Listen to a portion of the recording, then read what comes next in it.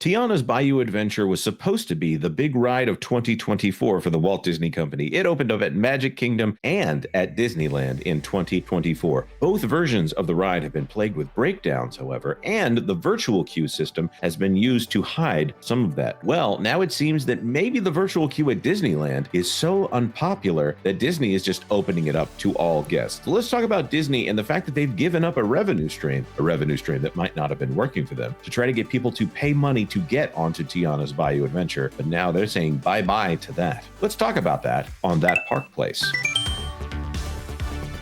We got one more story, and we've been dying to cover this on the channel. Why? Because something just ain't right out there with Tiana's Bayou Adventure. Going to another story from Disneyland News today. Tiana's Bayou Adventure to discontinue virtual queue and open standby at Disneyland. This by Katie Francis. What? Yeah. No, surely there is so much demand for this attraction that they need that virtual queue, Joe. Huge demand. Now, there seems to be some misunderstanding on the part of our audience when we talk about virtual queue on this channel. So I'm going to describe it, and you guys tell me if I'm wrong, okay?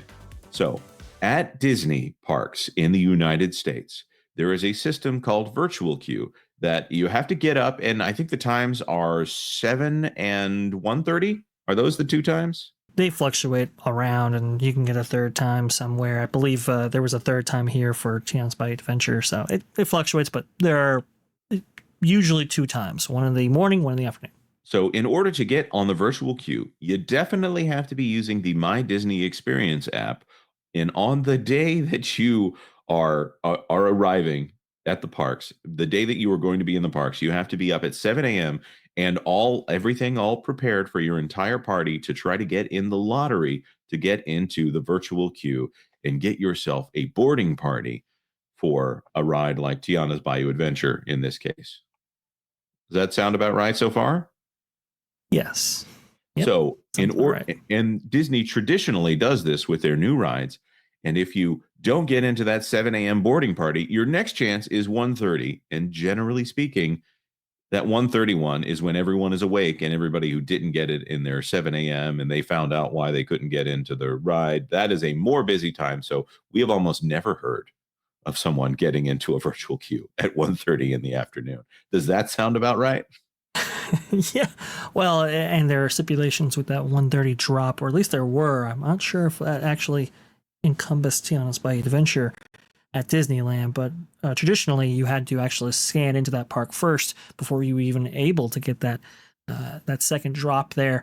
And yes, for Tiana's Bayou Adventure, if you did happen to get that second drop, well, you're really playing with fire there, because there is a chance that it could close and never reopen, and well, you'll never get a chance to actually use whatever time that you receive back from that second drop.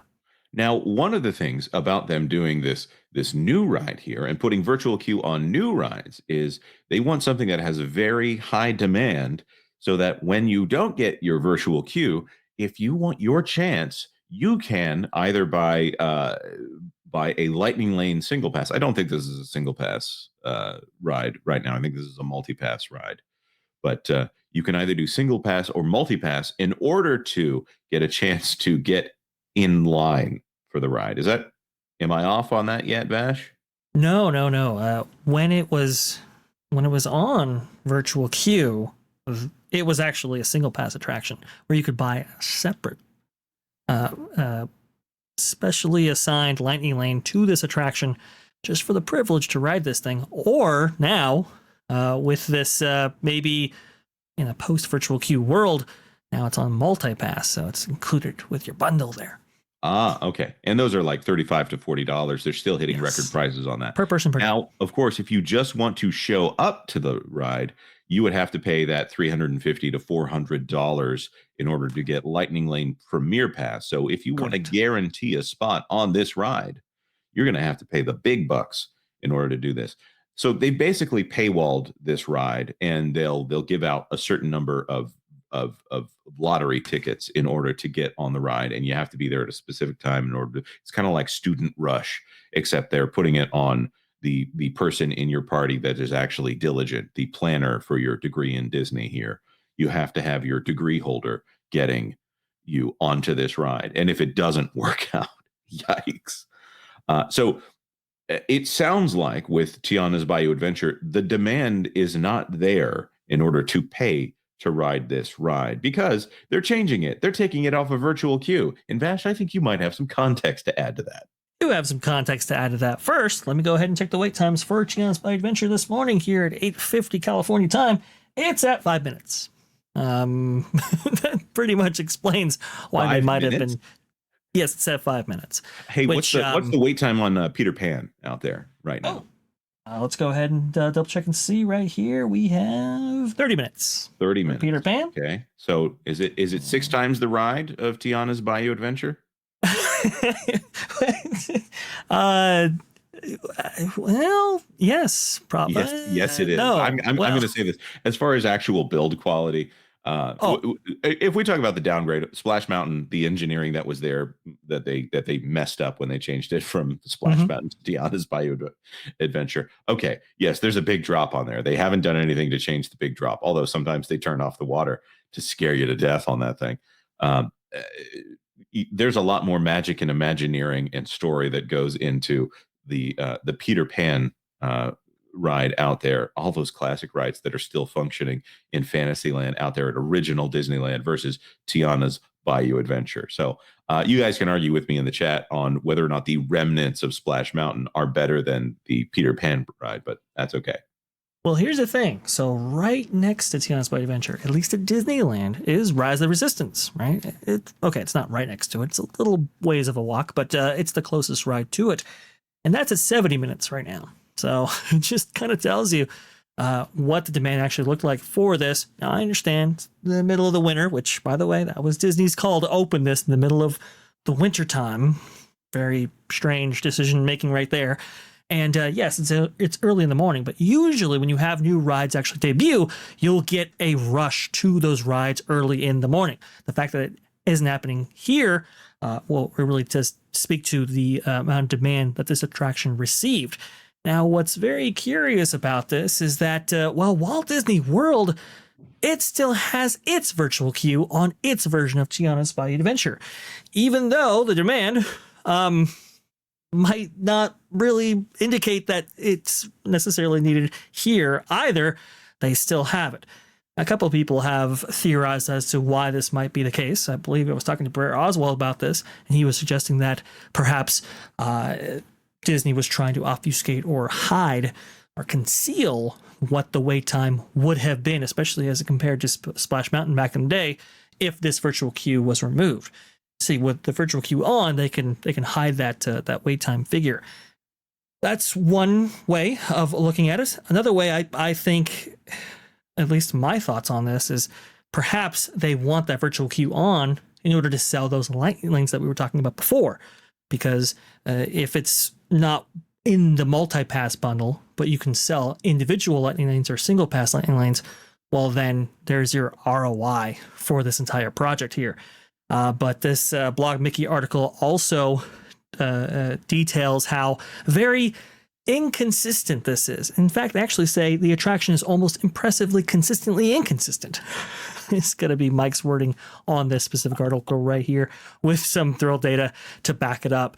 It's just been on, it's been off, it's been, breaking down as super regularly. I believe Marty Snyder actually visited this resort very recently, and he was told by multiple people on his vacation recently that if you don't get in a virtual queue or a boarding group, that's a lower number that would see you early morning, afternoon. If you don't get into one of those slots, you basically aren't going to get on this attraction. It goes down that much.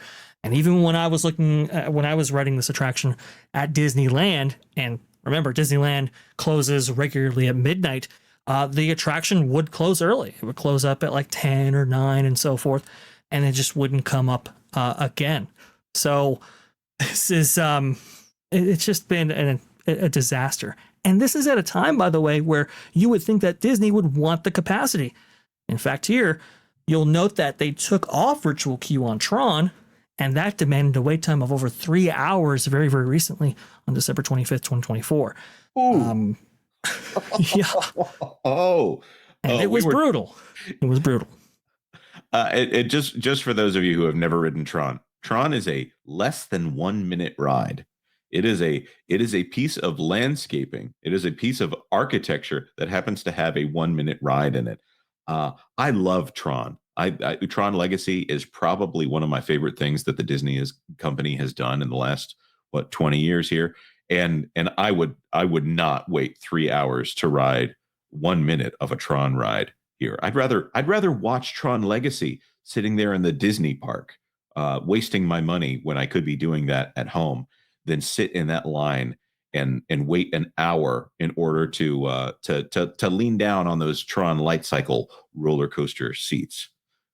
Culture, have you ridden Tron? Would you say that's worth a 3 hour wait? No, it's worth a 1 minute wait to match the length of the attraction. By the way, some of that attraction length is getting in and out of one of the most uncomfortable bike coaster seats they could have possibly thought of. It's like, hey, let's take this and turn it into another seat that makes it uncomfortable, which is the flights of passage. It's the same ride system seat thing. FYI. Yeah. For me, as far as motorcycle rides goes, I'm going to have to give it to Hagrid's Magical Creatures Motorbike Adventure, or whatever combination of words goes into that one. That one where you feel like you're driving one of those motorcycles from the Indiana Jones movies. Obviously, it's from the Harry Potter ones, but when I think sidecars, I think Indy. I want to go ahead and end this point real fast with the Scott Gooston tweet right here. Now, this was delivered September 9th, 2024. Obviously, we have some updated figures for you, but after 524 days of using virtual queue, Tron at Magic Kingdom is finally offering a regular standby queue. Meanwhile, Cosmic Rewind opened 836 days ago. That number is now indeed 949 days. And to put this into even better perspective, for Tiana's Bayou Adventure at Disneyland, it was only on virtual queue for 25 days. And it was it was tough. I will say my personal experience utilizing the virtual queue at Tiana's Bayou Adventure at Disneyland, it was a rough experience. They weren't necessarily enforcing the return time that they would provide you. So usually you have a window to come back. They were just saying, hey, if you have a barcode, basically, you can come back on at any time. And that created just huge swings in terms of demand and so forth. People would go after like fireworks, or maybe just before, after parades and so forth. And you would get these long queues attached to that. And it was very disorganized. It was chaos. Operationally, not the best guest experience. But now you can ride Tiana's Bayou Adventure to your heart's delight in the standby queue, or a multi-pass for it. There you go. All right. That being said, thank you so much for being here. Drop a comment in the comment section down below if you wouldn't mind it. And guys, if you haven't done it yet, consider subscribing to That Park Place for all the news that should be fun. Thanks for watching That Park Place News. For more information, consider checking out www.thatparkplace.com. And don't forget to subscribe, share, like, and send this out on your favorite social media accounts.